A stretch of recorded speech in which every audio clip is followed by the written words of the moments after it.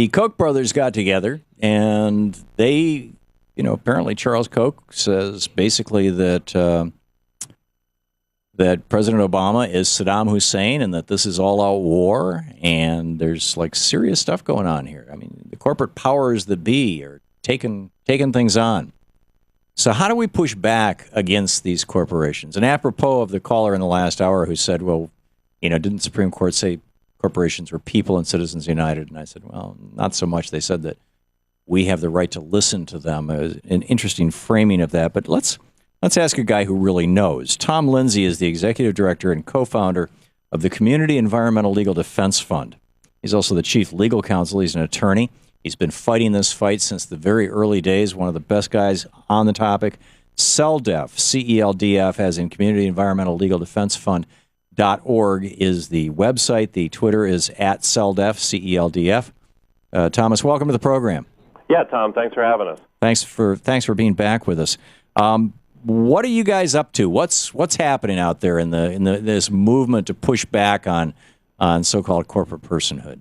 Well, it's a movement that's spreading across the United States at this point, and it basically, the folks that are bearing the brunt of decisions like Citizens United and this concept of corporate constitutional rights are local communities that are attempting to do things like stop fracking in their municipality, this practice of jamming large amounts of water and toxic chemicals into the ground to extract natural gas from communities above the shale formations in the Northeast, that these communities are not able to say no to these activities under the current structure of law. And one of the reasons for that is that corporations have more rights than the communities in which they operate.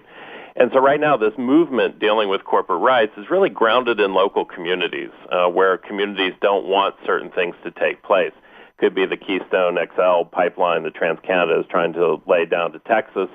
Could be fracking, could be land development, could be Walmart, depending on what the community doesn't want in their community because it's not sustainable for them, that these folks are on the front lines of saying no. And when they say no to these things coming in, they run up frontally up against this thing called corporate rights, which is this concept, of course, that corporations have the same constitutional rights as you or I, and by virtue of the wealth that they harbor, actually have greater constitutional rights than the communities in which they do business. And so how does a community fight back?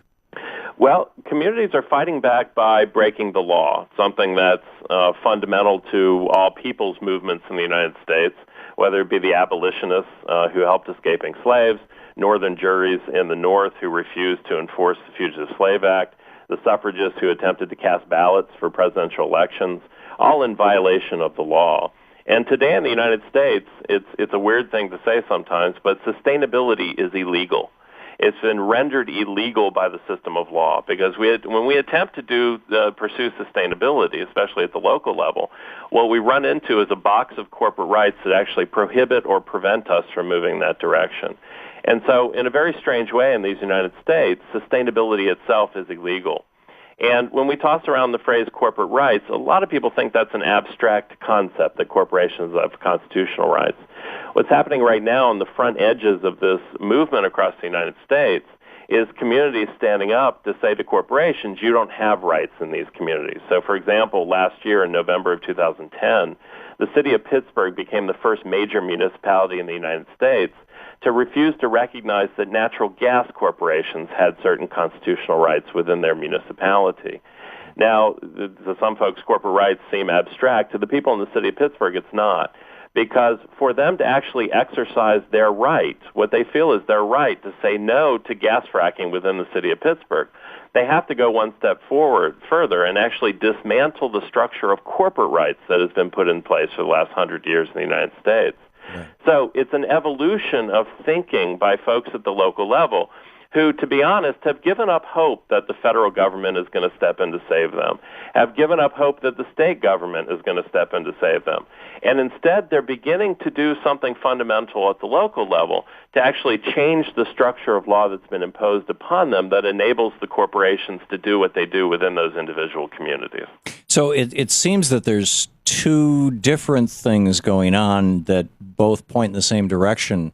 And clarify this for me, or maybe they're the same thing concurrently. On the one hand, you've got the Move to Amend.org coalition, basically, that's saying, let's amend the Supreme Court, because all of these corporate rights that you're describing, or the vast majority of them, were not the result of legislatures or presidents saying, gee, let's give rights to corporations. They were the result of Supreme Court decisions. And so, move to amend the Constitution to say corporations are not persons, money is not speech.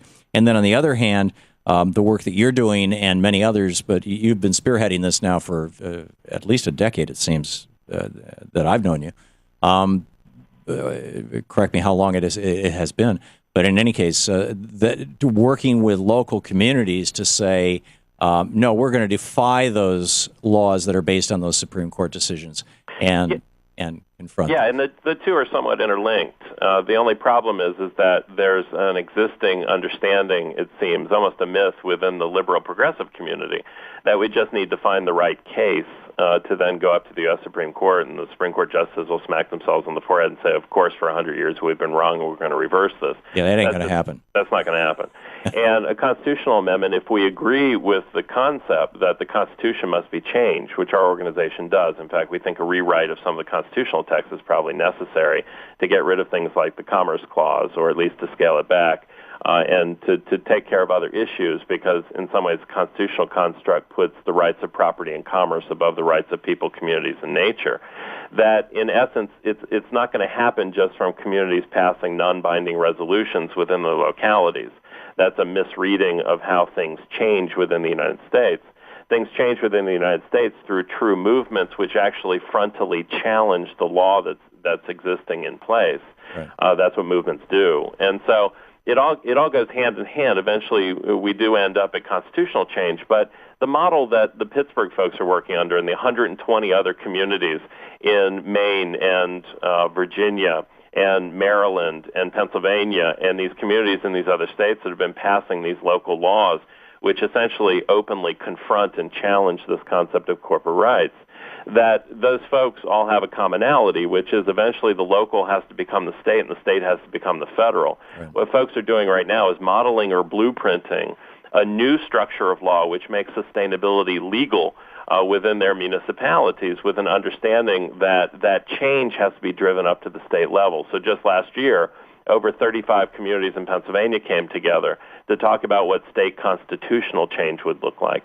And eventually that state constitutional change has to morph upwards to the federal change. But to think that anything's going to happen because we beg and plead our federal elected officials or state officials to do something, I think is a misreading of this country's history. Right. It only changes when people refuse to live under a structure of law that guarantees that they get the shaft. And whether you're in a community that's on the receiving end of a Walmart, a big box store, mining, fracking, you name the one of thousands of different projects that communities are faced with every day, that until folks begin to understand that they're being channeled in some ways like cattle down a chute by a permit and appeal system that's essentially been put in place by the same corporations it's ostensibly supposed to regulate, we're always going to be on the defensive. And this movement, as it has to build, has to go on the offense. And the only way you go on the offense is to have communities laying their collective bodies down on the line,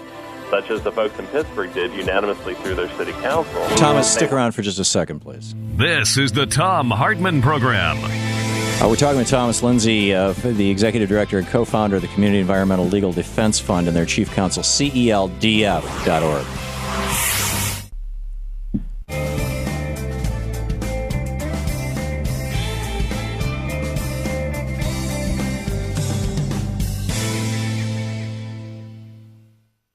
Okay, Thomas, you're still with us? Sure. Okay, you want to? We're still on the air on our Pacifica stations, on Free Speech TV, on Dish Network, DirecTV, in 35 million homes all across America right now. Continue your thought. I'll just say that civil disobedience, like we saw last week with Bill McKibben and the Keystone XL pipeline project by TransCanada, that our civil disobedience has to become collective. When we do it individually, of course, the full force of the criminal system comes against us, and it sometimes doesn't make the kind of change that we need to make. The civil disobedience that we practice has to become collective, and in many ways it has to become municipal. It has to be about, in essence, seizing, in some ways, this municipal structure of law, which has been turned against us over the last 100 years, and eventually build a new structure that liberates communities to work towards sustainability, and in the process mow down things like corporate rights that stand in between us and getting that sustainable world that we want. Yeah. If let's just try to translate that into really, really simple English. You're suggesting, if I get this right, that communities should use the lawmaking power given to them, basically by their own charters and by the history of this country, to pass laws that violate the laws. In other words, to become outlaws, to break the law, to break the larger laws, for these communities to become criminals. It's the concept of inherent, innate community self-government. The same thing that the American Revolution was about prior people's movements are about. If we want to see constitutional change in this country, and I think that's of the essence to admit that we have a constitutional structure that was written in the 1780s. And in essence, at that time, that constitutional structure was about liberating natural resources to be exploited and used, because the understanding was liberty and progress come from that kind of economic production. And in the 1780s, that worked. In fact, that was true back then. Absolutely. It worked. There was a lot to be stolen from the Native Americans. That's right. And folks had no idea about deforestation and global warming and all these other things that we run into today. It's time for a new structure of government, because the old structure of government not only protects property to the utmost measure, but also those who control property and commerce, namely corporations. It's why the Santa Clara decision was back in 1886, giving corporations certain constitutional rights was really no surprise. Right. We have a constitutional structure that lends itself to those types of protections being afforded to corporations and others engaged in commerce. Well, and in fact, that goes all the way back to Dartmouth in 1815. Absolutely. And in fact, it goes even further back to English common law, which was basically how the English used a certain system of law in their colonization of other countries. Right. I mean, none of this is any secret. When we go into communities and talk about this history, it's not like we're opening up Pandora's box. Right. But the key understanding here is that corporate rights are not just an abstract issue of some sort. It actually hits home. So when a community wants to say no to a big box store coming in, the first thing they run into is the corporation suing the community for violating the corporation's constitutional rights. Right. So at some point, our specifically activism 14th Amendment, typically. Absolutely. The Walmart Corporation can claim that it's a takings of property under the Fifth Amendment for a community to say no to them coming in, or a violation of their equal protection or due process rights under the 14th Amendment. Right. And our activism has to evolve past just protesting and all good stuff that we have to do. But it has to evolve beyond that to actually begin to structurally change the system of law that we live under. Thomas, can you stick with us for another couple more, another 5 minutes? Great. Okay. Thomas Linzey is with us. He is the executive director and co-founder of the Community Environmental Legal Defense Fund, CELDF.org, their website. Check it out. Thomas Linzey is with us. He's the executive director and co-founder of the Community Environmental Legal Defense Fund, CELDF, CELDF.org. The website was just telling us how basically communities have to become criminals, have to become lawbreakers by passing their own laws that basically violate what has become well over 100 years of American history. Property law as a consequence of both the way the Constitution was constructed and a series of Supreme Court decisions dating back to the early days. Do I have that right, Thomas, so far? Yeah, although I think it's a calling to a higher law, and that higher law is this innate sense, this innate right to community local self-government. And the base of that understanding is that if we're ever going to have sustainable farming or sustainable land development or sustainable resource use, that we're going to have to do some structural change. And at least in 120 different communities across the United States at this point, that has meant passing laws that confront existing law. Now, when those laws are passed, then the corporations sue against those laws, and then it gets into the federal court system, and I'm assuming the towns and communities end up getting slapped down. Well, either the state or federal court system. But the unique thing about these ordinances is, number one, they're built on this innate sense and right of local community self-government, which is a big deal because it turns a battle between Walmart and the community, or a fracking company and the community, into one about rights. And at least in the example of the city of Pittsburgh, where the gas corporations actually backed off. So think about how amazing this is. The city of Pittsburgh passed the Community Bill of Rights that strips natural gas corporations of certain constitutional protections within the city. The natural gas corporations then pull back on their threat to sue and leave the city of Pittsburgh alone. Because when you change the battle into one about rights, sometimes you have different outcomes. Well, but they've backed off for now. For now, absolutely. They've backed off for now. Would it be inaccurate to say that this concept of corporate rights that needs to be challenged on so many different levels, whether it's the political giving unlimited political contributions, corrupting our political system, to the right to frack, that all of these that while many of these are grounded in the Constitution in ways that we agree needs to be changed, that probably is not going to happen tomorrow morning.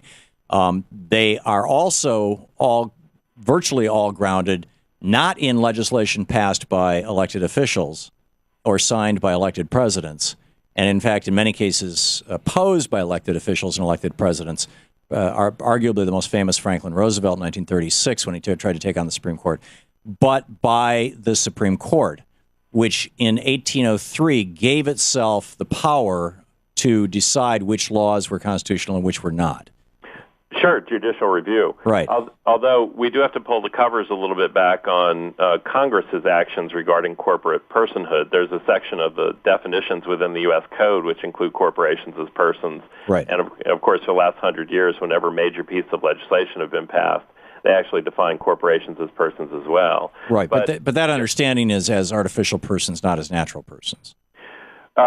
In some cases, yes, and others, no. I mean, the fact is that the Supreme Court, starting with the Dartmouth College case, moving through Santa Clara, and then these 63 other cases which have declared that corporations are persons for some aspect of constitutional law, the fact is that those have set the grid for everybody to work from. And so, and as they're exercised, like, for example, Waste Management Corporation suing the state of Virginia to overturn an out-of-state waste ban that the state of Virginia passed in the 1990s, what happens now is that legislators don't even question the fact that they don't have the authority to pass out-of-state waste bans. Because the Supreme Court said so, which leads to my question. After Roe v. Wade, Phyllis Schlafly and others on the right got very active, and there was a very strong movement to try to say that judicial review is itself unconstitutional. It's a violation of Article 3, Section 2 of the Constitution.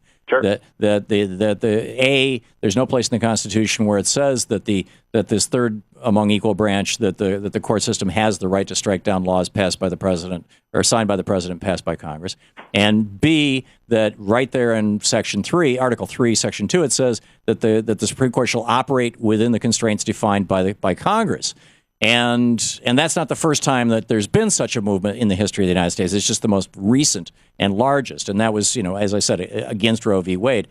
I've had Phyllis Schlafly on this program, and it's a really interesting history of what they did in the 70s and how they came up against this conventional wisdom in law schools that judicial review not only always was and always has been, and we know it's only been since 1803, but that it was the intent of the founders and, quack, quack, quack, and nobody's really going to seriously take it on. Do you think that might be a lever? I think it could be, but I would also be perhaps as heretical to say that it doesn't matter what we want at this point, or it doesn't matter what we think, because at this point we don't have the levers to move those things. And I think until we develop an organizing strategy that's cohesive, that actually takes on not just corporate rights, but, to mention another sacred cow is preemption. I mean, how democratic is it that corporations are able to use federal and state governments, essentially a smaller number of people located further away from the communities in which they're doing business, to actually put a straitjacket on local municipalities from passing anything more stringent than what the state or federal government has passed? Right. And building on that, there are some basic tenets of our constitutional system, like nature being property. I mean, that's how nature and ecosystems are treated under the system of law, which means that the more property you have, the more nature you can destroy. I mean, how democratic or sustainable is that? How useful is that in this era?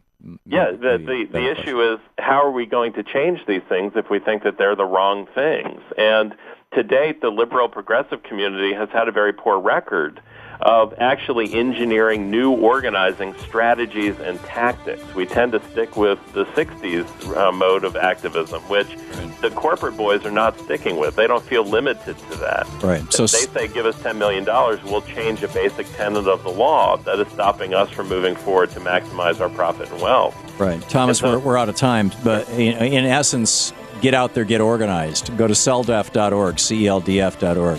Thank you, Thomas.